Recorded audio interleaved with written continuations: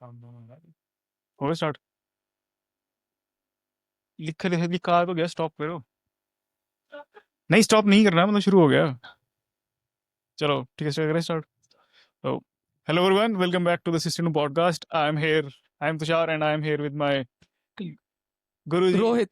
गुरुजी मुझे याद नहीं है। and my good friend Parav.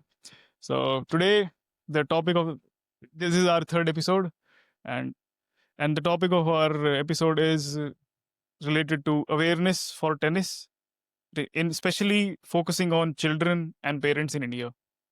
So let's start with the introduction. Bhaiya, please start with the introduction. Introduction मतलब एक एक बहुत ही इम्पोर्टेंट फैक्ट हमें देखने को मिला। पहले अपने अपने अच्छा, intro, अपना अपने intro, इंट्रोडक्शन अपना इंट्रो दे पहले अपनी। हाँ, अपने हाँ, फिर बोल तो देता तू। अपने बारे में बताओ पहले, कोई नहीं काट देंगे इसको कर। चलो, मैं परव देवघर को 15 साल से उधर देखो। यार मेरे को अजीब सा लग रहा है फिर ऐसे अरे नॉर्मल बात कर, कुछ नहीं, उसका उसका आगे नहीं देखना। हाँ, बस नॉर्मल बात। मेरा नाम रोहित है। मैं 20 साल से टेनिस में हूँ और पिछले 12 साल से प्रोफेशनली कोचिंग कर रहा हूँ और खेल भी रहा हूँ। और अभी हम कोविड में हमने एकेडमी स्टार्ट की है जहाँ पे मैं और परव हम दोनों ट्रेन करते हैं बच्चों को, और जिसमें हमें काफ़ी सारे फैक्टर्स और बच्चों के साथ जब हम ट्रेनिंग करवा रहे हैं तो काफ़ी सारी चीज़ें देखने को मिलती हैं कि आजकल जो बच्चों में चेंजेस हैं या वो जो एक्टिविटीज़ करते हैं उनके क्या क्या इफेक्ट्स आते हैं, तो वो भी हम डिस्कस करेंगे इसी पॉडकास्ट में ना। हाँ, पर प्लीज। ओके, तो मैं परव हूँ और मैं 15 साल से टेनिस खेल रहा हूँ और मैं प्रोफेशनली भी खेल चुका हूँ और अभी मैं 5 साल से कोचिंग कर रहा हूँ हमारी एकेडमी में। और हमें बहुत सारी नई चीज़ें देखने को मिली है जब हम कोचिंग शुरू की, टेनिस को रिलेटेड, टेनिस के स्ट्रक्चर को रिलेटेड देख के, और आसपास इंडिया में अब क्या माहौल चल रहा है टेनिस को। तो ठीक है, अब क्वेश्चन से स्टार्ट करते हैं। सबसे पहला हमारा सेगमेंट है चिल्ड्रन इन टेनिस। तो एक बार हम बात करते हैं कि इस वक्त लैंडस्केप क्या है, और मतलब कि क्या सिचुएशन क्या है इस वक्त, बच्चे टेनिस की वर्ल्ड में कैसे, मतलब कि क्या क्या स्टोरी है उनकी। स्टोरी तो तुषार, मतलब टेनिस का जो वैसे हमने जो जब हम खेल रहे थे तो जो जैसा सिस्टम था, अब थोड़ा सिस्टम चेंज हुआ है क्योंकि बच्चे बहुत ज़्यादा ऑक्यूपाइड हैं काफ़ी सारी चीज़ों में। कि अब जैसे हमारे साथ पास भी काफ़ी बच्चे हैं, सैंपल साइज काफ़ी बड़ा, तो हम देखते हैं कि बच्चे ना they are very much occupied with the so many things कि दे आर हम्म, डूइंग। उनका मीन्स मेरे ख्याल मुझे लग रहा है कि आउटडोर एक्टिविटी में सिर्फ हमारे पास आते हैं तभी बाहर होते हैं। हम्म, अदरवाइज दे आर स्कूल है, स्कूल के बाद ट्यूशंस हैं, फिर उनकी अदर एक्टिविटीज, कुछ स्किल सेट सीख रहे हैं। तो जो आउटडोर टाइम है बच्चों का वो बहुत कम है, जो कि मुझे लगता है कि एटलीस्ट इस एज में, मतलब when you are 8-9 year old या 12-13 साल की एज में, आपको थोड़ा बाहर निकलना चाहिए, एक्सप्लोर करना चाहिए, सोशल आपका सर्कल बने, आप खेलो। तो वो टाइम बहुत कम है। तो टेनिस में क्या है कि आप एक टेनिस वैसे भी एक गोल, और जैसे कह लो कि प्रोसेस है एक। ये ऐसे नहीं है कि आपने आज ये किया तो कल वो हो जाएगा, इट विल टेक टाइम। तो हमें जो लग रहा है कि बच्चों का थोड़ा-सा आउटडोर टाइम भी बढ़ना चाहिए, क्योंकि वो स्टडी और बाकी एक्स्ट्रा करिकुलम एक्टिविटी में बहुत ज़्यादा बिज़ी हैं, स्किल और आर्ट फॉर्म में कम। जबकि आर्ट फॉर्म थोड़ा-सा वो अपने साथ बैठें, है हम्म, ना? थोड़ा फ्री टाइम हो, मतलब फ्री टाइम मीन्स ये नहीं कि मतलब वो टीवी देख रहे हैं या पीएस खेल रहे हैं।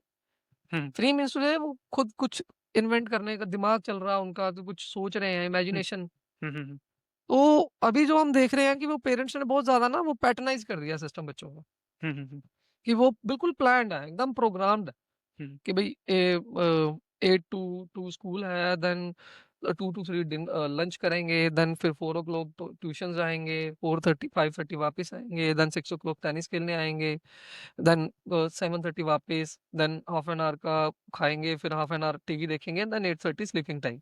हम्म, तो मीन्स उसमें फिर बच्चे के पास वो अपना सेल्फ एनालिसिस वाला टाइम ही नहीं बचा। हम्म, तो बस ये चीज़ें हैं, तो हम डिस्कस करेंगे इसको और डेप्थ में। बाकी परम ज़्यादा इसके बारे में बता सकता है because he is a sports psychologist also. So मुझे लगता है कि इस सेगमेंट के बारे में, जो बच्चों के बारे में, ये ज़्यादा बेटर गाइड कर सकता है। एक बहुत इंटरेस्टिंग रिसर्च पेपर भी है इस पे। उसमें ये फैक्ट सामने आया कि children these days have less time than inmates in prison. तो आजकल बच्चे सिर्फ 1 घंटा आउटडोर रह पा रहे हैं, जबकि prison people are also guaranteed 2 hours of outdoor time daily. तो एक बहुत ही शॉकिंग फैक्ट है जो I think should be highlighted, and लोगों को ये पता होना चाहिए कि आउटडोर एक्टिविटी और आउटडोर एक्सपोजर की कितनी इम्पोर्टेंस है बच्चों की लाइफ में। तो अब इसी से जो रिलेटेड सेगमेंट है कि पेरेंटिंग एस्पेक्ट में बात करें, तो पेरेंट्स कैसे आजकल बच्चों के उसमें लाइफ को कैसे मैनेज करें, या फिर पेरेंटिंग स्टाइल कैसे चेंज हो गया, पहले कैसे था अब कैसा हो गया? I think parents these days are too involve in childrens life, मतलब every aspect they are trying to control or have a say on whatever in every minute what the child is doing, है ना? तो अब बच्चों के पास अपनी independent freedom नहीं है कि वो अपना टाइम कैसे स्पेंड करना चाहते हैं। हम्म। उसके उसके बारे में उनके पास कोई राइट्स अब कम है, मुझे लगता है। हम्म। उसके अलावा पेरेंटिंग ही फाउंडेशन है जो कोचेस नहीं बिल्ड कर सकते। हम्म। हमारे पास बच्चे आते हैं 1 घंटे के लिए, हम्म। है ना? उसमें हम फाउंडेशन वर्क नहीं कर सकते उस लेवल पे। हम्म। फाउंडेशन स्टार्ट होगी घर से, हम्म। और उसमें पेरेंट्स का बहुत इंपॉर्टेंट रोल है कि अपने बच्चों को कैसे सही डायरेक्शन में गाइड करना है, एक हेल्दी लाइफस्टाइल की तरफ कैसे लेके जाना है।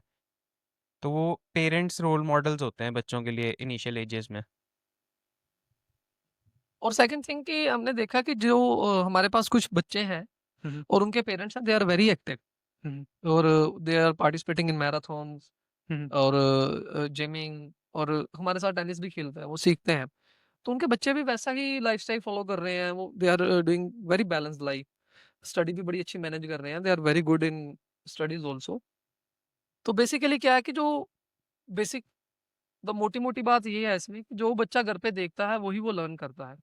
और अगर मतलब मैं अब सपोज मेरा बच्चा हो और मैं उसको बोलूँ कि बेटा सुबह 5 बजे उठना है, पर मैं 10 बजे उठता हूँ, हम्म। या मैं उसको बोलूँ कि बेटा आपको 9 o'clock सो जाना है, पर मैं खुद 11 बजे 12 बजे सो रहा हूँ, तो वो रेप्लिकेट तो चीजें हो ही रही हैं, उसको भी दिख ही रहा है कि ये क्या हो रहा है। तो बेसिकली क्या है कि पेरेंट का बहुत इंपॉर्टेंट रोल है इसमें, कि पेरेंट बच्चों को लेके ओवर पोजेसिव ना हो कि भाई किसी स्किल सेट सीख रहा है तो बस उसमें मतलब एक्सट्रीम ही कर जाए। Hmm. It will take time, slowly gradually उसको इवॉल्व होने दें उसके साथ। हम्म। क्योंकि समटाइम्स क्या है कि हम स्टार्ट करवा देते हैं बच्चों को, जैसे हमारे पास एकेडमी में बच्चे आते हैं तो हम ऐसा नहीं कहते, कि हम कहते हैं इसको पहले टाइम दो हम्म। कि ये थोड़ा गेम्स का टेम्पो उसको समझ पाए कि ये कैसी है। अब इसको जब मजा आना शुरू हो जाएगा तो अपने आप ये कुछ कर लेंगे। हम्म। तो बेसिकली मुझे ये लगता है कि पेरेंटिंग में भी बच्चों को बच्चों के साथ ये देखना जरूरी है कि बच्चों का इंटरेस्ट भी डेवलप करें उसमें, हम्म। रादर देन कि आप उसको कमांडिंग पोजीशन में लेके आओ कि you have to do this. Hmm. तो उसमें आप दोनों जो म्यूचुअली प्लेइंग ग्राउंड में होते हो, कि आप अपना इंटरेस्ट और उसका इंटरेस्ट दोनों को देख के चल रहे हो, तो आप बढ़िया उसका पिरामिड अच्छा रिजल्ट आएगा लॉन्ग टर्म में। हम्म। तो अब जैसे उसका अगर ब्रेक डाउन करें, तो एज ग्रुप वाइज अगर क्या होना चाहिए एक बच्चे का पाथ ऑफ प्रोग्रेस, क्या होना चाहिए अपना इसमें टेनिस में, अगर वो अपना एक फ्यूचर देखता है तो? अब एक ये मतलब हर जगह ये सुनते हैं कि स्टार्ट अर्ली, हम्म। पर हर एज ग्रुप और एज स्टेज के हिसाब से उसका पाथवे बनता है। हम्म। अब आप एक high specialized training at the age of 4 नहीं शुरू करवा सकते। हम्म। बेनिफिट्स हैं at the age of 4 start करने के, हम्म। पर 4 टू एज 8 जो हमारा एज ग्रुप है, हम्म। उसमें it is all about fun, conditioning, motor skill development. और हमारा जो मिनी टेनिस प्रोग्राम है उसमें उन्हीं चीज़ों पे फोकस होता है। उनको बहुत ज़्यादा ट्रेनिंग उसमें नहीं डाला जाता, hmm. But it is all about developing their motor skills and coordination. Hmm. उसके बाद फिर 8 टू 12 का जो एज है उसमें इंट्रोडक्शन टू कंपटीशन होता है हम्म। कि उसमें उनको बताया जाता है कि अब मैचेस कैसे खेलने हैं, खुद को कंडक्ट कैसे करना है, और एक्सपोजर टू टूर्नामेंट्स उस एज में शुरू होता है। फिर 12 टू 16 में they enter the serious training phase, कि उसमें वो डेडिकेटेड ट्रेनिंग कर रहे हैं, अपने मेंटल एस्पेक्ट्स पे काम कर रहे हैं, प्लेयर्स की स्काउटिंग कर रहे हैं कि कौन सा प्लेयर कैसे खेलता है, किस गेम स्टाइल के अगेंस्ट कैसे खेलना है। फिर at the age of 16-17 children और देयर पेरेंट्स टुगेदर डिसाइड कि अब कौन सा पाथ चूज करना है, कि whether they go for pro tennis और कॉलेज टेनिस। और वो डिसीजन मेकिंग वो मेन टाइम है कि आपको डिसीजन अब फाइनली लेना है कि अब आपको स्टडीज परस्यू करनी है कि टेनिस परस्यू करना है। उससे पहले इट्स टू अर्ली बच्चे पे प्रेशर डालना कि आप प्लेयर बनोगे या आप ये करोगे। उनको एक्सप्लोर करने के लिए छोड़ दो कि आप डिफरेंट चीज़ें ट्राई करो, स्टडीज़ भी करो, पर एक tennis should be a life long thing, है ना। मुझे लगता है कि पेरेंट्स वांट क्विक रिजल्ट्स, या बच्चों को भी लगता है कि जल्दी से रिजल्ट्स आए, पर टेनिस या कोई भी sport it's a life long process, कि it should stick with you for life. चाहे आप स्कूल में हो, चाहे आप जॉब कर रहे हो, वो एक एक दो घंटे का टाइम आप किसी भी स्पोर्ट से जुड़े हो, तो I think it's one of the best things in life. हाँ और टेनिस टेनिस का ये है कि इट्स जैसे परम ने कहा कि इट्स अ लाइफस्टाइल। तो बेसिकली अब कई बार समटाइम क्या है कि बच्चों को बच्चा बच्चा तो टेनिस खेलना चाहता है, पर उसका प्लानिंग सारा वही पेरेंट्स ऐसे करता है कि भाई तुम्हें वर्ल्ड नंबर 1 बनना है। इट्स अ बिग थिंग ना, बड़ी टर्मिनोलॉजी यूज कर लेते हैं, और बच्चे का मेंटल लेवल उस लेवल पे नहीं है अभी इधर। और बच्चे ने अभी कभी ग्रैंड स्लैम देखा हो लाइव, टीवी पे देखने की बात नहीं कर रहा, देन ही कैन, उसका ब्रेन साइकिल चलेगा कि यार अच्छा इस ये हीटो मोशन है वो प्लेयर्स का। अगर जैसे हम सिनर की बात करें, टू फास्ट, बहुत फास्ट है वो प्लेयर, अल्कराज इतना एथलेटिक है, कितनी एथलेटिक एबिलिटी है उसकी। उस लेवल पे पहले आप उसको यहाँ पे इंफ्रास्ट्रक्चर प्रोवाइड करवाओ। फिर अगर पेरेंट का जो रोल है बच्चे की ट्रेनिंग के पीछे, वो बेसिकली ये है कि नहीं, आप पहले पेरेंट वाले तो सेगमेंट में आएंगे, अभी एक बार बच्चे की जर्नी कवर कर लेंगे एक बार। हाँ, बच्चे की जर्नी में भी यही कि जैसे परम ने जो कहा है कि बच्चा इट विल टेक टाइम, उसको थोड़ा स्पेस दो कि वो इवॉल्व हो जाए। देन जब उसके अंदर से आएगा कि मैंने अब ये ट्रेन करना है, या पहले उसकी वो सारी चीजें कंप्लीट हो जाएं, जैसे 4 to 8 एज बताई, जिसमें कोग्निटिव बिहेवियर्स, उसके हैंड आई कोऑर्डिनेशन, वो सेंसेस पे काम कर रहा है कि उसको ट्रैकिंग सेंस तो आया कि बॉल आ किस स्पीड पे रहा है, कहाँ मूव करेगा। देन आफ्टर दैट उसकी बॉडी पे धीरे धीरे काम किया जाए, flexibility, mobility, there is so many segments. और अकेला टेनिस में नहीं, सभी गेम्स में ही है। तो वो चीज़ों को काउंटर करने के लिए इम्पोर्टेंट है पेरेंट्स के लिए भी और बच्चों के लिए भी, they are on the right time on right place. अब हमारे पास कुछ ऐसे बच्चे भी हैं बहुत ज़्यादा, मतलब एंथुसियास्ट है उनमें, बट वो सही टाइम पे सही जगह पे नहीं थे। तो वो जो प्रॉब्लम स्पोर्ट्स में एक ही है कि आप टाइम को वापस नहीं ला सकते, क्योंकि अगर आप 8 से 12 के हो गए, हम वापस आपको 8 का नहीं कर सकते ना। वो माइंड एक कंडीशन हो जाता है, आप वैसे ही बन जाते हो। हमारे पास बड़े टैलेंटेड अच्छे प्लेयर खेल रहे हैं, बट अब बिगिनिंग से उनका वैसा माइंडसेट नहीं बना, हसलर माइंड नहीं बना।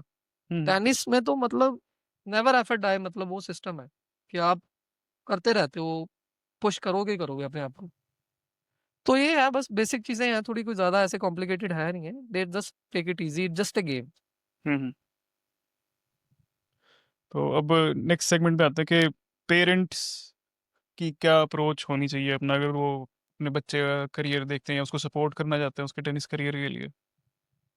पेरेंट्स की अप्रोच तो फर्स्ट देखो तुषार, मुझे कई बार और मैं परब हम दोनों डिस्कस करते हैं कि समटाइम हमें कुछ बाय भी करना है, even we want buy bike और टी शर्ट और समथिंग, वी गो ऑनलाइन। पर जब हम स्पोर्ट्स या किसी आर्ट फॉर्म में बच्चे को डालते हैं, we are not searching that. हम देखते हैं कि हमारी कन्वीनियंस के हिसाब से हम नजदीक में क्या है। अब वो वहां पे हम देखते नहीं है कि वो कोच का पास एक्सपीरियंस कैसा रहा है, उसने खेला है, उसने इतने बच्चों के साथ डील किया है। सी, एक होता है कि आप प्रोफेशनल प्लेयर के साथ डील कर रहे हो, that means it doesn't mean कि आप जूनियर बच्चों के साथ भी डील कर लोगे, क्योंकि उनका माइंडसेट अलग होगा। वो आपको 8 साल 6 साल के बच्चे के माइंड की तरह सोचना पड़ेगा कि उसको क्या अच्छा लग रहा। सो बच्चे की कंडीशनिंग पे बहुत ज्यादा इफेक्ट पड़ता है जब वो पेरेंट्स ध्यान नहीं देते, उनको लगता है कि हाँ यार ये नजदीक प्लेस है, 5 मिनट में जाके छोड़ देंगे, 1 घंटा वहां स्पेंड करेगा, वापस आ जाएगा।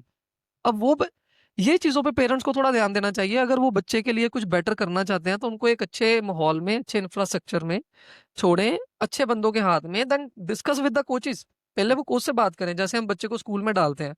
मुझे नहीं लगता कि हम अपनी फैमिली के कोई फ्रेंड्स, कोई रिलेटिव सभी को फ़ोन करेंगे कि हाँ जी यार, कौन-सा स्कूल अच्छा है? मुझे अपने बच्चे को डालना है, उनका अच्छा करिकुलम कैसा है, टीचर्स कैसे हैं, स्टाफ कैसा है, प्रिंसिपल कहाँ से है, इनका बैकग्राउंड क्या है, कितने इनके एलुमनी कहाँ-कहाँ पहुँचे हैं। बट स्पोर्ट्स में नहीं ऐसा होता। स्पोर्ट्स में होता है कि बस छोड़ दिया जी, बच्चा खेल रहा है टेनिस या हॉकी खेल रहा है या व्हाटएवर, फुटबॉल खेल रहा है। आप जाओ, आप देखो कि वो अगर वो सही राइट डायरेक्शन में जाएगा, उसकी बिगनिंग भी बड़ी अच्छी होगी। वो कोचेस अगर उस माइंडसेट के होंगे जिनको है कि भाई हम प्लेयर डेवलप करें या बच्चे एक हेल्दी लाइफस्टाइल लें और हैप्पी रहें हमेशा। स्पोर्ट्स का पर्पस देखो, हमारा पर्पस ये भी नहीं होता कि सारे ग्रैंड स्लैम ही खेलें। हमें होता है कि एक इंसान खुश इंसान रहे अपनी जिंदगी में, कि वह नहीं अप डाउन लाइफ में रहेंगे, बट उसके पास एक ऐसे 2 ढाई घंटे हो जिसमें उसको वो सब भूल जाता है।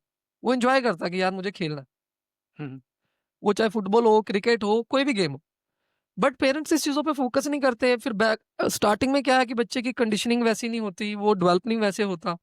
कंपैरिजन हमारा, हम कंपैरिजन पे फिर जलंधर लेवल तो सोचेंगे नहीं, या पंजाब नहीं सोचेंगे, या इंडिया नहीं सोचेंगे। हम टारगेट करेंगे वर्ल्ड। पर अब वर्ल्ड को अगर कंपैरिजन करना, तो हमें वो फिर एक लेवल प्लेइंग ग्राउंड पे आना पड़ेगा ना, कि पेरेंट्स को भी आइडेंटिफाई करना पड़ेगा कि यार मुझे अपने बच्चे को खिलाना है, मुझे इतना टाइम बच्चे को चाहिए, उस गेम को स्टडी करो, ऑनलाइन सब कुछ है, इट विल टेक 10 years, क्योंकि it's not a short journey. अगर आपको प्रोफेशनली परस्यू करना, कि बच्चा चलेगा 16 मतलब 8 साल की एज में अगर स्टार्ट कर रहा है, तो 8 साल तो खेलेगा ही खेलेगा ना 16 तक। Then rest of the things कि हाँ अब 14-15 में जूनियर सर्किट में बढ़िया कर रहा है, फिर 16 में भी उसके पास चॉइस है, व्हेन ही क्रॉस 10 तो +1 +2 उसका कंप्लीट होएगा, देन कि अभी मुझे प्रोफेशनली खेलना है या मुझे कॉलेज में जाना है या मेरा इंटरेस्ट नहीं है, बस ठीक है। हर किसी का एक डिफरेंट हाई है।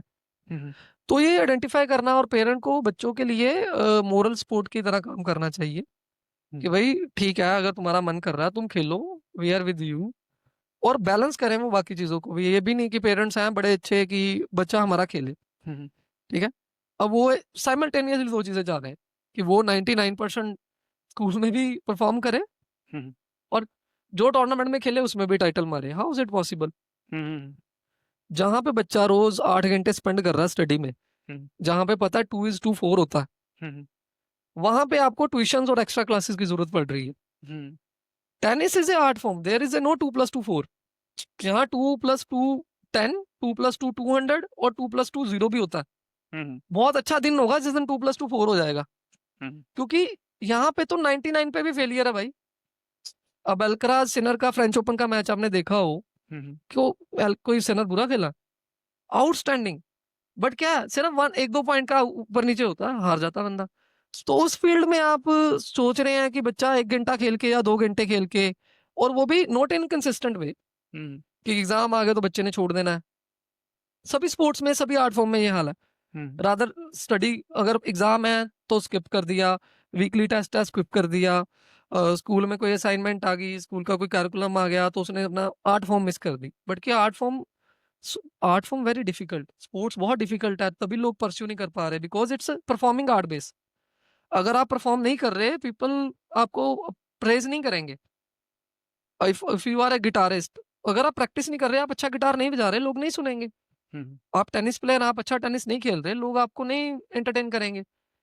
पर ये पेरेंट्स को भी समझना चाहिए कि ये भी रेगुलर कंसिस्टेंट वे में करेंगे, तभी जाके वो चीजें, आउटकम उनका कंपाउंड होके आफ्टर 4-5 ईयर बाद आएगा।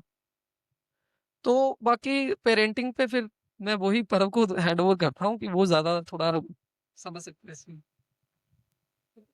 बहुत ही सिंपल मेरे को लगता है एक्शनेबल स्टेप्स हैं पेरेंटिंग में। कोई फैंसी चीज़ें करने की ज़रूरत नहीं है। छोटी चीज़ें कंसिस्टेंट और डिसिप्लिन्ड वे में मतलब उसका लॉन्ग टर्म इफेक्ट बेटर होता है। मतलब अब 10th 12th जैसे भैया ने डिस्कस किया कि 10th 12th के एग्ज़ाम्स आते हैं और बच्चे टेनिस से ऑफ ले लेते हैं। मतलब ऐसे बच्चे थे जो 3 महीने 6 months they didn't come for tennis, पर क्यों? क्योंकि एग्ज़ाम्स चल रहे हैं। और मेरे को लगता है ये बहुत ही छोटे स्ट्रेसफुल टाइम्स हैं लाइफ के।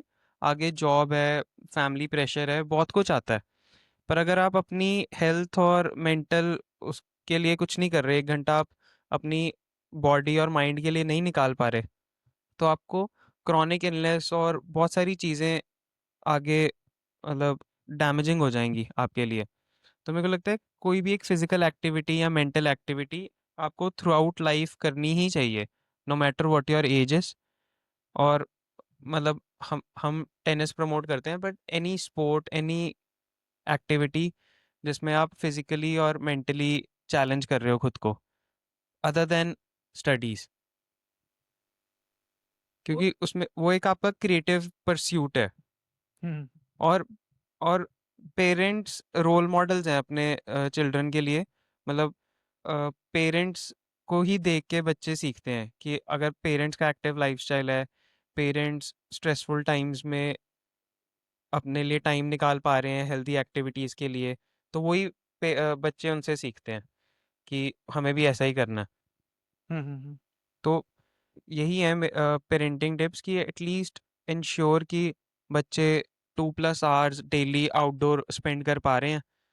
हम्म और अभी रिसेंटली जैसे हम कल डिस्कस कर ही रहे थे, जो आपने स्टडी की है कि 8 आवर से ज्यादा अगर सेटिंग हो जाए तो लाइफ स्पैन पे भी हाँ है ना बिल्कुल। थ्रेट है। तो क्योंकि ये बड़ी मिनिमम सी चीजें हैं, और मुझे लगता है कि 8-10 घंटे तो बच्चे वैसे ही बैठ रहे हैं, तो आप उनका पोस्चर देखो, हम्म उनके पोस्चर में उनकी स्पाइन और ये शोल्डर ड्रूप मिलेंगे आपको। दे वॉक करते हैं तो वो पैर ड्रैग कर रहे हैं, हम्म नॉक नीज है बच्चों के। मुझे लगता है कि इस एज में तो ऐसा होना नहीं चाहिए, क्योंकि अगर लाइफ में कुछ भी करने के लिए सबसे ज्यादा जरूरी एक ही चीज है कि you have to be fit. बिल्कुल। फिट डजंट मीन कि यू लुक फिट ना, हम्म अब मेंटली, फिजिकली, मतलब रेडी रहो कि हाँ यार कुछ भी आ गया मैं क्विकली उस पे एक्शन करूंगा, हम्म है ना। इट्स ओके, प्रॉब्लम आएंगी, बट मैं हमेशा उसके वे के ढूंढने के लिए जाऊंगा कि मतलब मुझे कैसे इससे वे इसका बेटर वे क्या हो सकता है।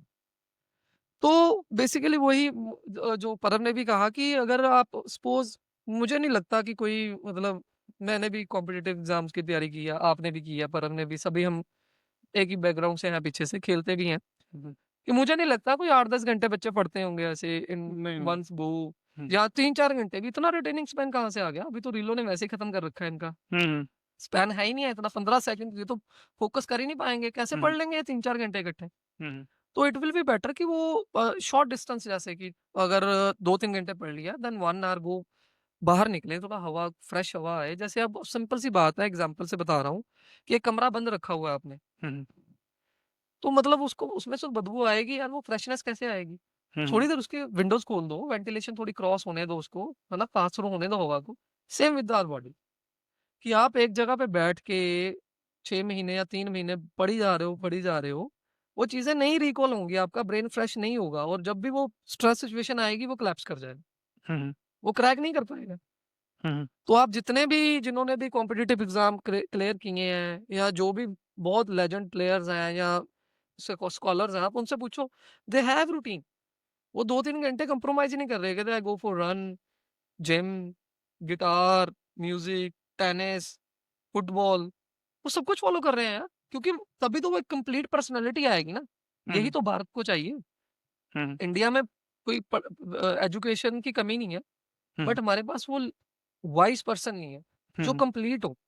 हम्म those good are in every field, जिसको पता है यार वो 90% नहीं था, बट वो 70% था, बस उसके पास सब कुछ है, उसके पास गुड हेल्थ है, उसके पास एक्सपीरियंस है, उसने आर्ट भी किया है, वो डांस भी करता है, वो म्यूजिक भी करता है, वो लिसन बुक्स भी पढ़ता है, वो लिखता भी है, वो पोएट्री भी करता है, सब कुछ करता है।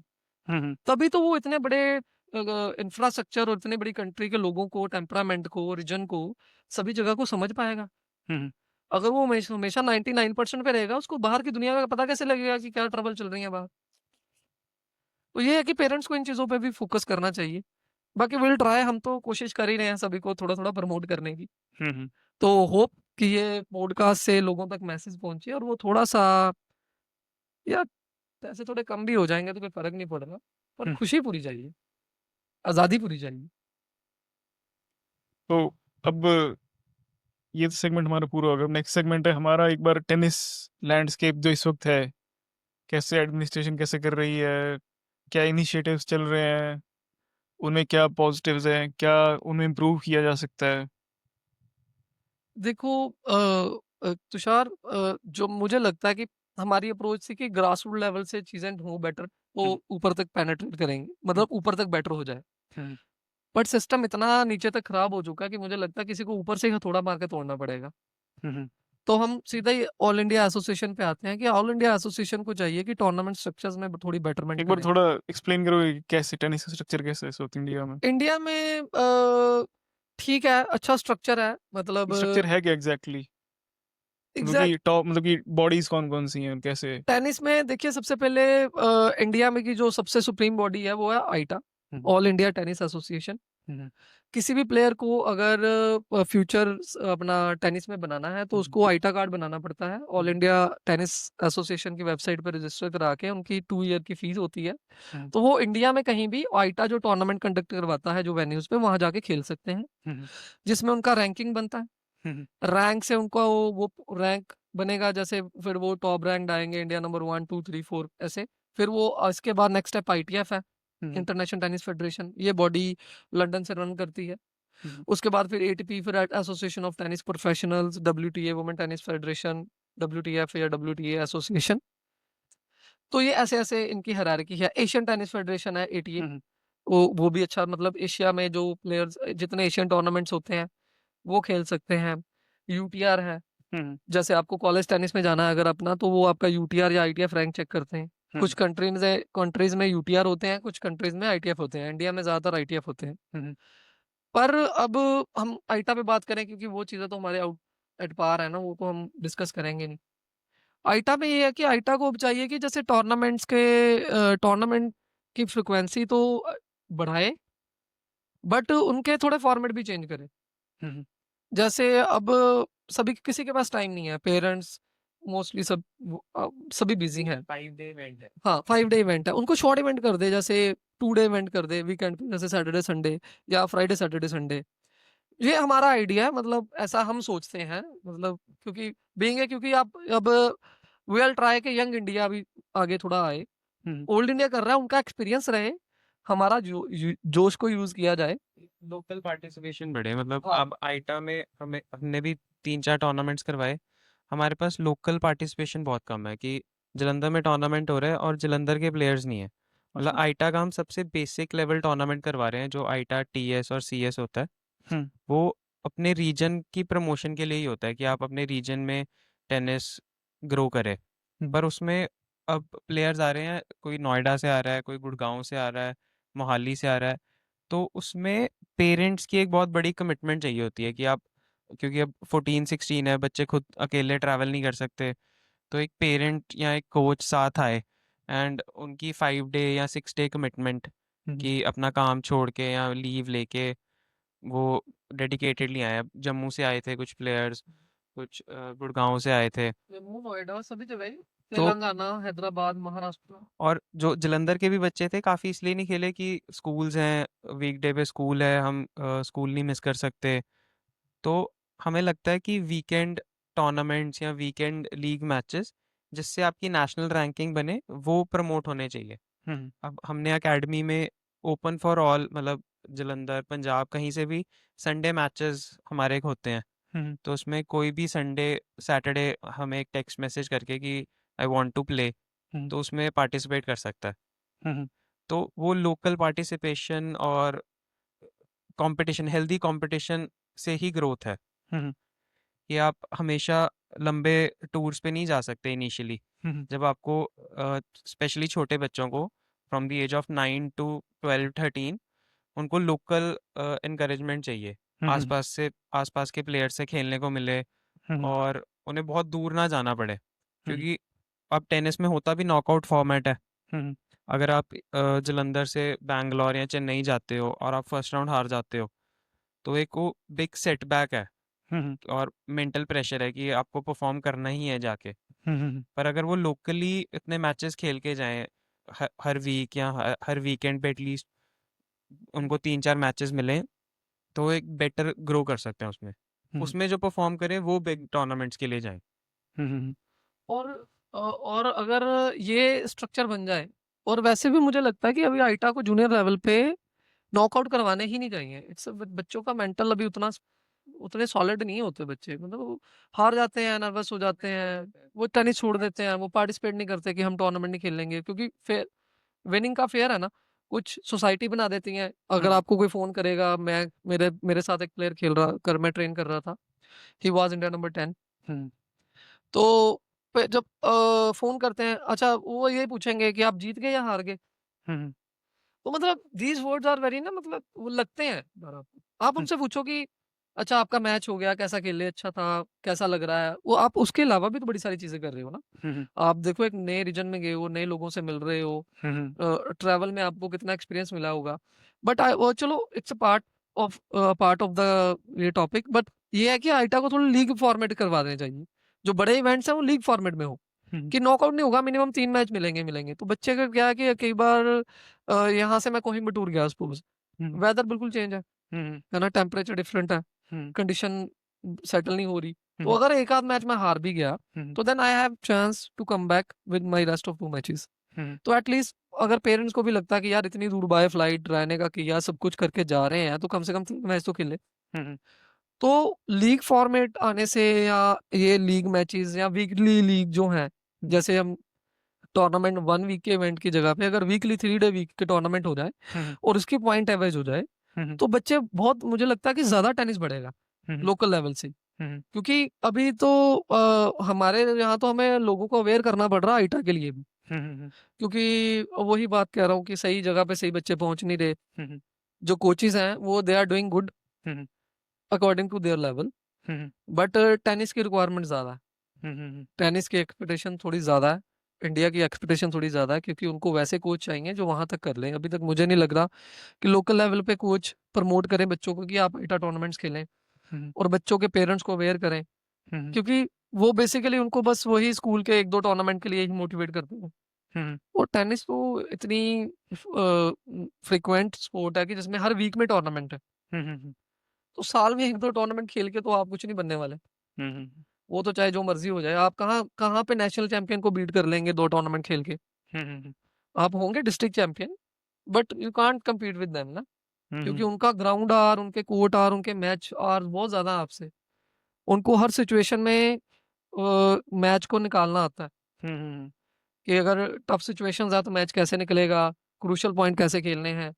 तो बेसिकली ये जब ये लोकल लीग्स या वीकली कल्चर हर स्टेट में प्रमोट होगा और हर डिस्ट्रिक्ट में प्रमोट होगा, ऑटोमेटिकली टेनिस बूम पे आ जाएगा। बट ये होगा तभी जब ऊपर से कोई हायर अथॉरिटी इस पे एक्शन करे, क्योंकि हम दोनों कर रहे हैं, हम अपनी एकेडमी लेवल पे कर रहे हैं, हमारी जलंधर में एकेडमी है, जलंधर स्पोर्ट्स सेंटर के नाम से, but that is not enough. क्योंकि हम 2 बंदे कर रहे हैं, बट अगर हमारे साथ हमारे जैसे और 200 मिल जाएंगे, तो ये तो एक अपने आप में बहुत बिग इवेंट हो जाएगा ना। तो बेसिकली यही है कि जो आईटा है या जो स्टेट एसोसिएशंस हैं, वो कोचेस को भी रेक्टिफाई करे कि दोज कोचेस आर प्लेइंग, जिन्होंने खेला है, हाँ, मैं जिन्होंने उसी पे आने लगा था कि कोचिंग पे ही आने लगा था कि एक बार जी। हाँ, तो एक बार हाँ तो तो मतलब आइडेंटिफाई करके एक सिस्टमेटिक हायरार्की बनाई जाए, कि जिसमें किसी को भी, मतलब अब हम कहते हैं कि बच्चे एजुकेशन में ज्यादा जा रहे हैं या स्पोर्ट्स में कम क्यों जा रहे हैं, because they have clear hierarchy. After 10th they have कि you choose medical, non medical, humanity, commerce, है ना। now और optional अब आ गया कि you have choice, but in sports there is no choice। अब आईटा या इंडिया जो गवर्नमेंट है, उनको चाहिए कि प्लेयर्स के लिए कोई सेफ और सिक्योर फ्यूचर करे। अब हम खेल रहे हैं, सपोज परब खेला, is a university game silver medalist, Khelo India Bhubaneswar. मेरे को मतलब 20-25 साल से मैं इस फील्ड में हूँ, हमारी रिकग्नाइजेशन नहीं होएगी ना अगर हमारी एकेडमी ना हो, तो कोई भी नहीं जानता हमें।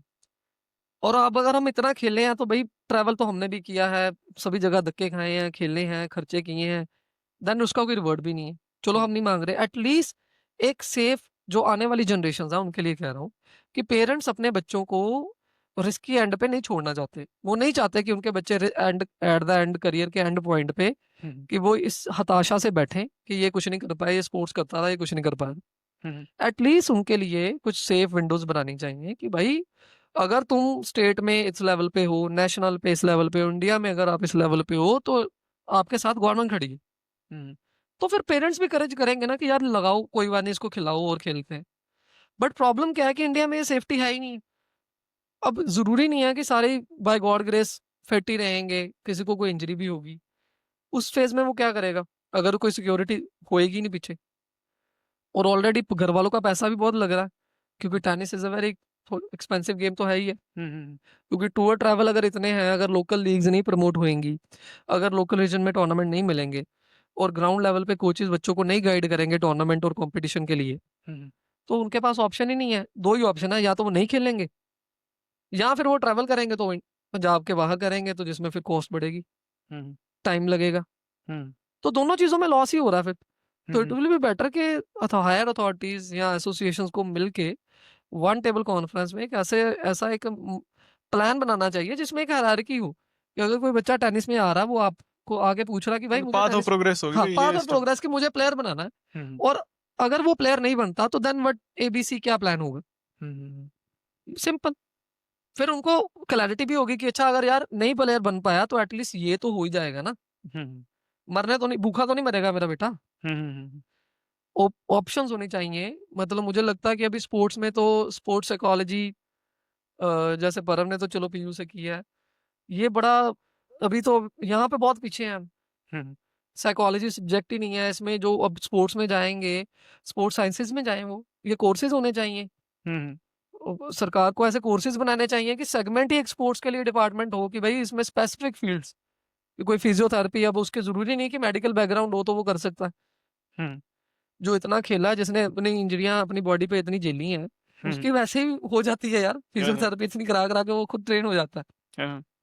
तो ये है कि कुछ ऐसे प्रोग्राम्स होने चाहिए जिसमें हायरार्की हो और पेरेंट्स को भी क्लैरिटी हो कि जो माल प्रैक्टिसेस कर रहे हैं टेनिस के नाम पे कि ये हो जाएगा या कुछ है ना, कुछ ये खिला के ये कर देंगे, वो बंद हो जाए।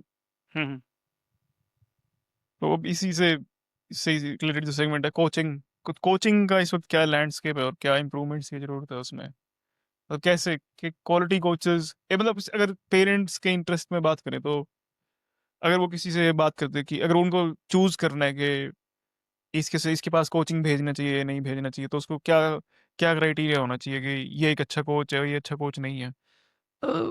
तुषार, बड़ा सिंपल सा यार वे है हम्म कि अगर अगर हमें कोई अच्छी चीज ढूंढनी है तो हम ढूंढ ही लेते हैं, है ना, फोन कर करके सारे।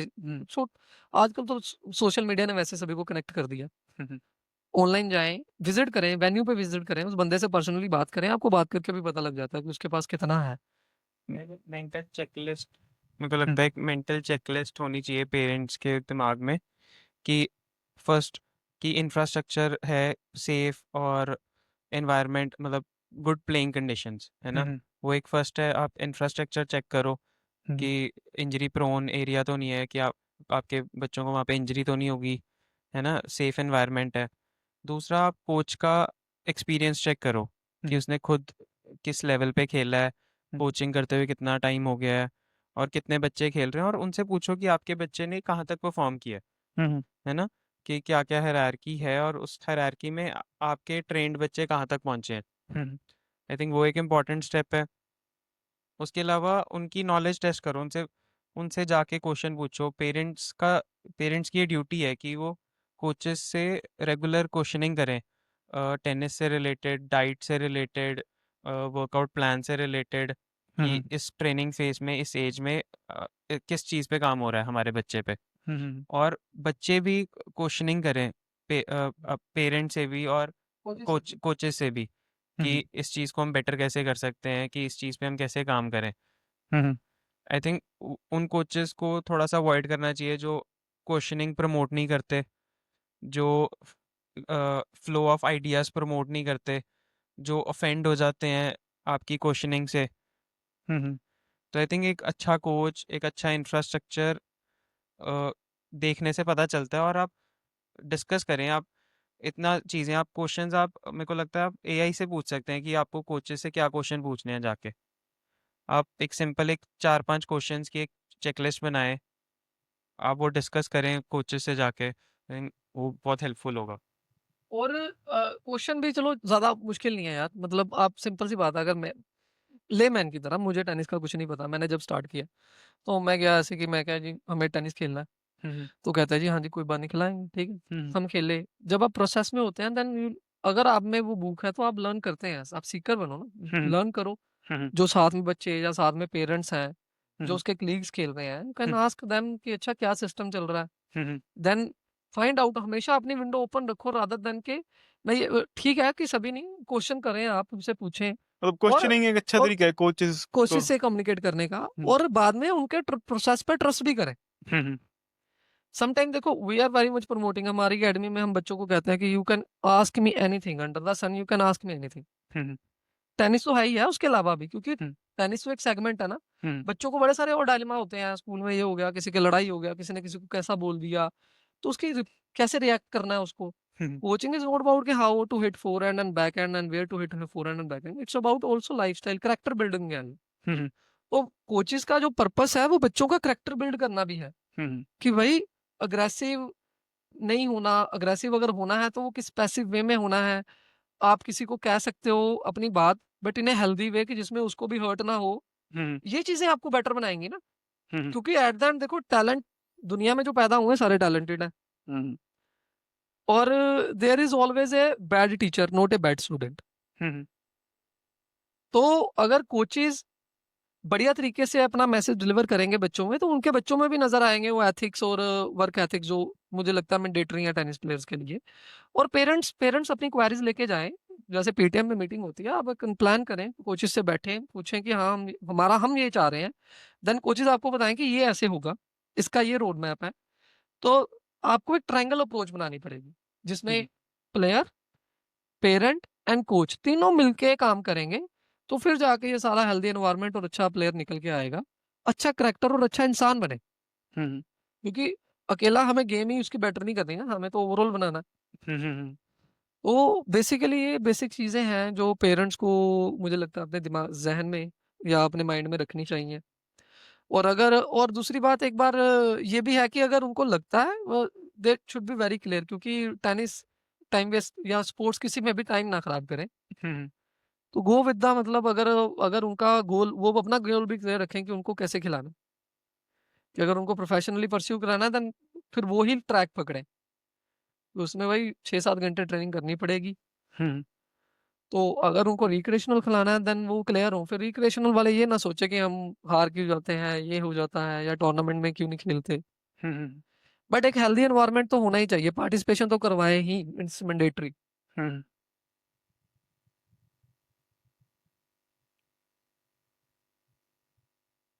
अब अगर कुछ उसकी बात करी जाए टेनिस की, अब इन जनरल ही बात करी जाए, तो अगर पेरेंट्स को अगर ये समझाना होगा कि टेनिस के बेनिफिट्स क्या हैं, और बच्चों को ये समझना होगा कि टेनिस के बेनिफिट्स क्या हैं, कि टेनिस एज अ स्पोर्ट क्यों परस्यू करना चाहिए। Tennis as a sports pursue क्यों करना चाहिए, इट्स अ गुड क्वेश्चन। क्योंकि मुझे लगता है कि टेनिस, चलो टेनिस फिर हम टेनिस से, या तो हम टेनिस की बात कर रहे हैं, कोई भी स्पोर्ट जरूर परस्यू करो। फर्स्ट ऑफ ऑल वो आपकी हेल्थ के लिए, आपकी मेंटल हेल्थ के लिए, सोशलाइजेशन के लिए बहुत ज़्यादा ज़रूरी है। एनर्जी चैनलाइज हो जाती है आपकी, मतलब अब जब आप खेल के जाते हो तो आप थोड़ा पीस में रहते हो, आपका mind. First thing. Second thing कि इसके बेनिफिट्स क्या है कि एक तो आप अगर आप नहीं खेलेंगे तो आप क्या करेंगे फिर, या तो फ़ोन यूज़ करेंगे, तो आप जो उसके बैड इम्पैक्ट्स हैं उनसे बच जाते हैं अगर आप खेलते हैं तो। सेकंड थिंग, एक एक मुझे लगता है कि एक सेंस जो है ना सिर्फ वो स्पोर्ट्स से ही आती है, जो है एक्सेप्टेंस। कि अगर आप हार जाते हो तो आप एक्सेप्ट करते हो कि हाँ यार आज मैं अच्छा नहीं खेला। बट वो बाकी चीज़ों में नहीं आप मानते कभी, बिकॉज बाकी चाहे आप नई स्पोर्ट्स, जो नई स्पोर्ट्स करते हैं उनके एक वो रहता ही है कि भाई वी आर द बेस्ट।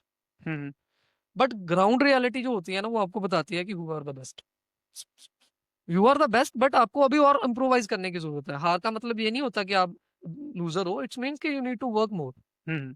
तो वो स्पोर्ट्स से सेंस आती है, वो सेंस ही लाइफ में आपको आगे लेके जाएगी। जैसे परम ने कहा कि लाइफ में अकेला अकेला आपने मैचेस ही नहीं खेलने या आपने पढ़ाई ही नहीं करनी है, आपको लाइफ में सिचुएशंस आएंगी, जब आपको टफ सिचुएशन आएंगी तो फिर यही वाली जो फीलिंग है कि I need to do more, है ना, मुझे और बेटर करना है अपने आप को, क्योंकि इम्प्रोवाइजेशन और इम्प्रूवमेंट का तो एंड नहीं है, आप बेटर कर ही सकते हो। ये सेंस आती है। सेकंड थिंग, इसके वैसे अगर आप खेलते हो, अगर आप डिस्ट्रिक्ट स्टेट अपनी रिप्रेजेंट करते हो और अगर आपका उसमें मेडल है, तो फर्दर आपको यूनिवर्सिटीज़ में उसकी ग्रेडेशन सर्टिफिकेट्स होते हैं। अगर आपकी पोजीशन है तो स्टेट में सारे गे प्लेयर ये ना सोच लें कि हम स्टेट खेल के आए हैं तो हमें कोई ग्रेडेशन मिलेगी। इफ़ यू आर अगर आपकी स्टेट में पोजीशन है, फिर आप वहाँ से नेशनल टीम को लिए जाते हो और वहाँ पे भी अगर पोजीशन है, then you have benefit in the rest of anywhere in the India. और आपको जैसे स्पोर्ट्स कोटा होता है, अगर आप पढ़ने में भी अच्छे हो। यूजुअली हमारी एकेडमी में कोई ऐसा बच्चा नहीं है, मतलब हम सभी को कहते हैं कि आप स्टडी को साथ में बैलेंस करके चलें।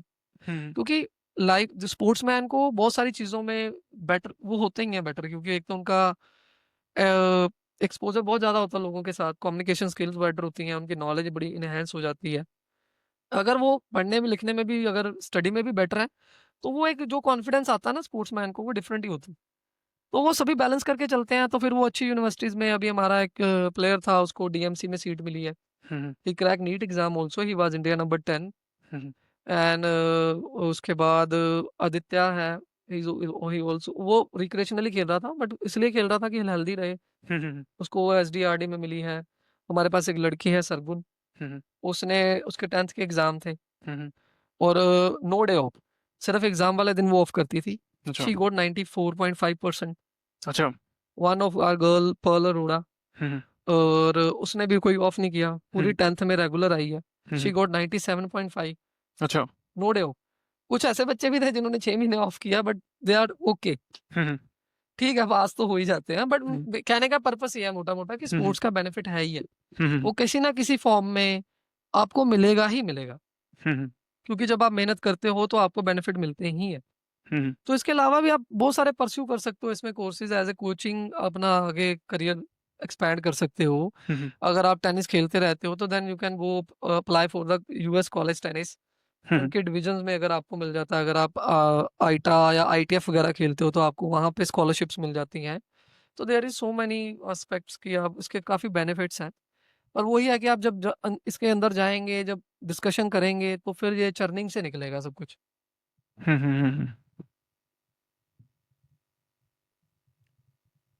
अब हमने सारे टॉपिक्स कवर कर लिए हैं लगभग। हाँ, अब हम पर्सनल अब हम पर्सनल स्टोरीज के बारे में बात कर सकते हैं। पर्सन बताओ पर्सन के बारे में। चलो ग्राउंड पे ग्राउंड पे इस वक्त क्या चल रहा है टेनिस में? आपका स्पेसिफिकली आपका एक्सपीरियंस रहा है? ये तो परब भी अच्छी तरह बता सकता है।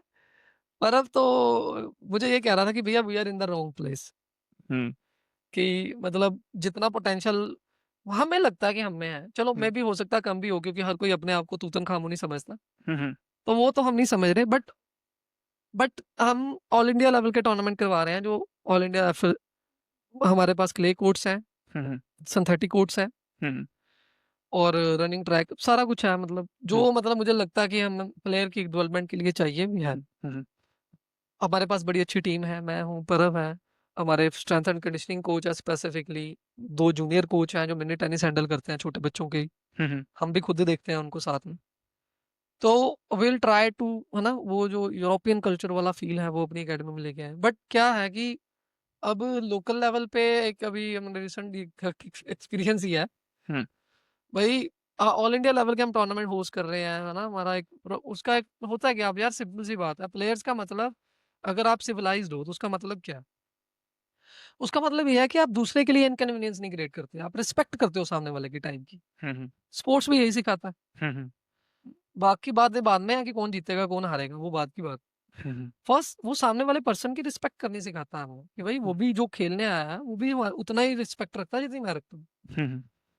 तो अब हम टूर्नामेंट अभी हमने एक डिस्ट्रिक्ट, बहुत जद्दोजहद के बाद हमें एक डिस्ट्रिक्ट मिला, जिसके जो अनाउंस होने के बाद भी फिर उसमें प्रॉब्लम्स रही कि यहाँ पे नहीं करवाना, ये है। जो बाकी कोचेज हैं जैसे भी, मतलब वैसे तो बड़े सारे अच्छे हैं, पता नहीं क्यों कोई ऐसा था, क्योंकि मुझे लगता है कि अगर किसी को कोई प्रॉब्लम है तो हम बैठ के डिस्कस कर सकते हैं ना। आप अपने मन में कुछ बना के बैठे हो तो उसके बारे में हमें जानकारी नहीं है ना, आप हमें भी बताइए कि हमें आपको ये प्रॉब्लम है, फिर हम उसको काउंटर करें, फिर उसका मिडल पाथ निकलता। तो वो टूर्नामेंट में हमने देखा कि हमने बहुत एफर्ट लगाया, फुल डे हमारे लग रहे थे सुबह से लेके रात तक। फटीग हमारी बहुत हुई, मेंटल एग्जॉशन बहुत हुई, बट उसका आउटपुट कुछ नहीं आया।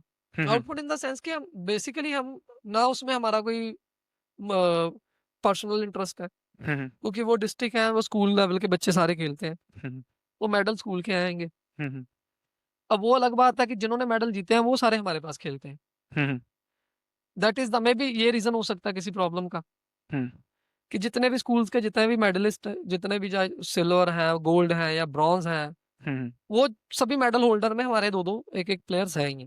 ठीक है, तो हम हमारा पर्पस बेसिकली ये था कि बच्चों को अच्छा इंफ्रास्ट्रक्चर, अच्छी फैसिलिटी, और वो अभी से उस लेवल पे ट्रेन नर्चर हो कि अगर उनको स्टेट में नेशन की ओर से खेलना है, जब अब इंटर स्टेट खेलने जाना है या आइटा में खेलना है, आइटा टूर्नामेंट्स खेलने हैं, एशियन टूर्नामेंट्स खेलने हैं या आईटीएफ खेलने हैं, वैसे ही फील है, वो रेडी हो वैसा खेलने के लिए, वो फॉर्मेट वैसे खेलने के लिए रेडी हो। तो बस यही चीजों से शायद लगता है कुछ। हमारा पर्पस वो टूर्नामेंट करवाने का ये था कि एक जलंधर की एक फेयर टीम सिलेक्शन हो।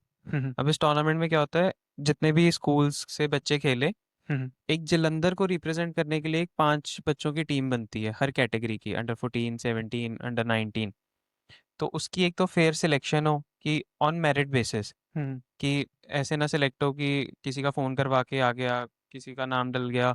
तो हमारा 10 मैचेस खेले वो सिलेक्ट हो हाँ। गया, कोई 2 मैच खेलते सिलेक्ट हो हमारा टूर्नामेंट लेने का पर्पस फेयर सिलेक्शन और एक जलंधर का मेडल मैचेस खेलते हुए देखना। क्योंकि कुछ सालों से हम देख रहे थे, जब मैंने स्कूल छोड़ा उसके बाद जलंधर की मेडल पोजीशंस के लिए भी फाइट नहीं हो रही है। वो फर्स्ट सेकंड राउंड हार रहे हैं जाके, सिर्फ पंजाब में ही। अब पंजाब के काफ़ी सभी शहर आते हैं वहाँ पे, पर पहले जलंधर, लुधियाना, अमृतसर इन्हीं के आते थे मैच मेडल्स। अब बाकी जगहों के आ रहे हैं। अब जलंधर में हमें लग रहा था कहीं ना कहीं फेयर सिलेक्शन नहीं हो रही है प्लेयर्स की, जिसके लिए हमने ये टूर्नामेंट करवाया। टूर्नामेंट तो अच्छे से कंडक्ट हो गया। उसके बाद जब टीम सिलेक्शन की बारी आई, तब कोचेस ने और काफ़ी लोगों ने मिलके प्रेशर क्रिएट किया और ट्रायल्स अभी तक हुए नहीं है। तो बीच में रुका हुआ है मैच का। ट्रायल्स बीच में रुके हुए हैं। जैसे रुके हैं 4-3 हम्म, और 40-15। अच्छा, अब वो ट्रायल्स का फॉर्मेट भी हमने प्रॉपर, जो वहाँ पे जाके मैच खेलना है वो फॉर्मेट था, कि अब बच्चे उतना मैच खेल के जाएंगे तभी तो परफॉर्म करेंगे। उसके अलावा हम प्रॉमिस कर रहे थे कि स्टेट से पहले हम एक फ्री 1 वीक का ट्रायल देंगे जलंधर टीम को। पर अभी तक ट्रायल्स ही नहीं हुए, हम कैंप कब करवाएंगे? तो ये प्रॉब्लम्स हमें फेस करने को मिल रही हैं। हम जलंधर के टेनिस के प्रमोशन की सोच रहे हैं। हमें अपना पर्सनल इंटरेस्ट यही है, हमारा पर्सनल इंटरेस्ट कि हम जलंधर से हैं तो जलंधर का मेडल आए, है ना? और वो तभी आएगा अगर सारा जलंधर के प्लेयर्स इकट्ठे होके इकट्ठे ट्रेन करेंगे और मेडल मैचेस के लिए खेलेंगे। और मुझे तुषार यही इंडिया लेवल पे भी यही प्रॉब्लम है, क्योंकि प्रॉब्लम तो सेम ही है। हम सबसे पहले मुझे लगता है कि अब मुझे किसी ने क्वेश्चन किया कि you are where you from, मैंने कहा कि मैं इंडिया के नॉर्थ से हूँ, I am not a north Indian.